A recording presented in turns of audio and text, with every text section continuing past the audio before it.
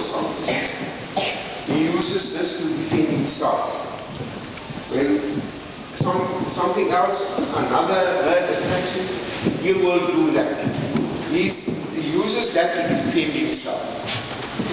Okay? We'll say it's the defensive mechanism. That is the only way he can defend himself.